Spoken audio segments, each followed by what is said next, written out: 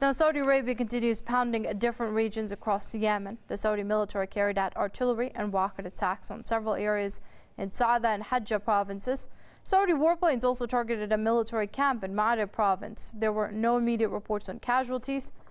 Earlier, fighter jets targeted a residential area and a school in the northern Saada province, as well as a mosque, a government complex, and a central market in Malahid Directorate.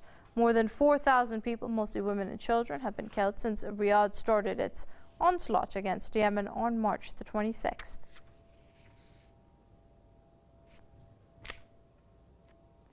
Joining us now via Skype from Belfast is Saeb Shaath. He's an author and Middle East expert. Many thanks for joining us here on Press TV, Mr. Shaath. Now, it seems that the Saudi bombardment of Yemen is continuing relentlessly. There were hopes that a UN summit in Geneva could bring Yemeni parties to the negotiating table. However, that's been postponed as well. How do you see this basically moving ahead from now on? The Saudis are rejecting any calls for ceasefire, even for a humanitarian consideration. They are actively sabotaging and ignoring any attempts of diplomacy to even bring the Yemenis together as in Geneva. That is because they didn't achieve any of their declared and stated goals in Yemen.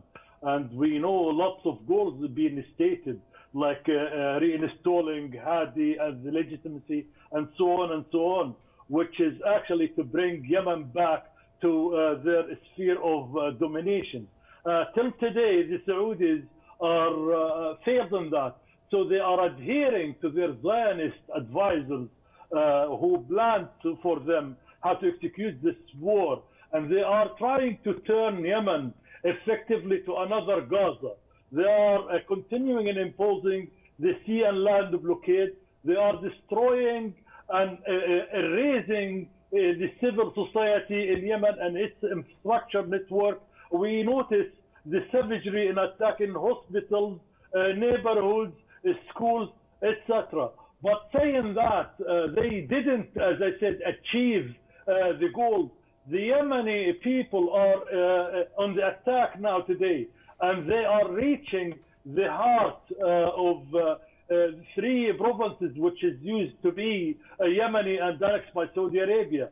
I'm talking here about Asir, Najran, and Jizan. The Yemeni revolutionaries and Yemeni army managed to target the heart of military bases and military areas in these three provinces of Saudi Arabia. And now, Mr. Shaath, all these gains on the part of the Yemenis at least goes to show that Yemen is no Gaza. As impoverished as it may have been, the people of Yemen and the geopolitics are very different as they are in Gaza. So why then prolong this aggression on the part of Saudi Arabia, considering that if it hasn't achieved its goals up until now, what are the chances that it will achieve them if it continues the same policy for the next weeks or months even?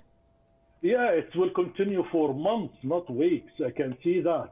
The difference in here, when King Solomon and Salman and his young took power, they start being decisive, as they call, and changing the policies of Saudi Arabia. Saudi Arabia, they found themselves in deep trouble. They are waging so many wars in Yemen, in Iraq, in Syria, even as far as Libya and Mingle in the Tunisian, even in Gaza, they're trying to help the Israelis in there.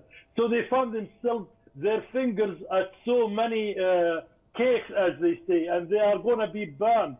Saudi Arabia are in trouble, and they are using sectarianism to help in winning this war. But this sectarianism, which is the Saudi Arabia become the hub of that sort of security, is helping in disintegrating the Arab world, and that's exactly what the Americans and the imperialists wanted. They wanted to achieve another Sykes-Picot, Saudi Arabia helping them, and that's why they're going to keep Yemen and other Arabic countries through this aggression continued on them. Okay, let's leave it there for now. That's author and Middle East expert Saeb Shaath. They're joining us via Skype from Belfast. Mr. Shaath, it's always good to have you with us here on Press TV.